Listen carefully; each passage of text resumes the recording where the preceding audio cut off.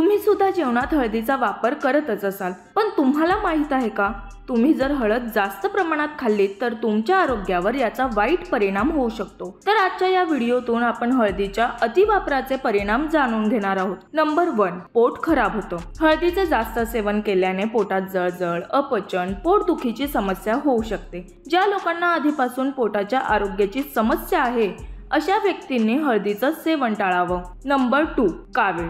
ज्या व्यक्तींना कावीळ झाली असेल अशा व्यक्तींनी हळद जास्त खाऊच नाही। तसेच कावीळ पूर्णपणे बरी झाल्यावरच डॉक्टरांच्या सल्ल्याने तुम्ही पुन्हा हळदीचं सेवन करू शकता। नंबर 3, रक्तदोष। रक्ताच्या संबंधित समस्या असतील त्या लोकांनी हळदीचं सेवन करताना काळजी घ्यावी, कारण हळदीमुळे रक्ताच्या गुठळ्या तसेच रक्तप्रवाह वाढतो आणि याच कारणाने रक्तस्रावाचा विकार होऊ शकतो। नंबर 4, मधुमेह। हळदीमुळे रक्तातील साखरेचं प्रमाण कमी जास्त होऊ शकतं, म्हणूनच ज्यांना मधुमेहाचा त्रास असेल अशा लोकांनी हळद खाऊ नये। नंबर 5, ॲलर्जिक स्किनसाठी घातक। खाज सुटणे, पुरळ येणे अशा समस्या हळदीच्या अतिसेवनामुळे होऊ शकतात। हळद त्वचेसाठी खरं तर उत्तम मानली जाते, पण हळदीच्या जास्त सेवनाचा व्यक्तीच्या रक्तपेशींवर वाईट परिणाम होतो। तसेच ॲलर्जी असल्यास हळदीचं सेवन करू नका।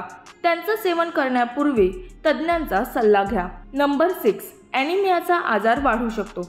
ज्या लोकांच्या शरीरात कमी रक्ताची समस्या असते त्यांना ॲनिमिया हा आजार झाला असं म्हणतात।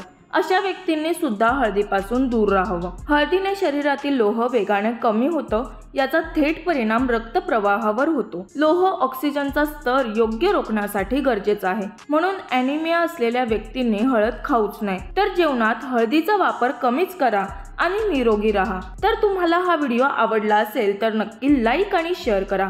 यासोबतच आमच्या लोकमत सखी या फेसबुक पेजला लाईक करा आणि आमच्या लोकमत सखी हेल्थ या यूट्यूब चॅनलला सबस्क्राईब करायला विसरू नका आणि पाहत रहा लोकमत सखी।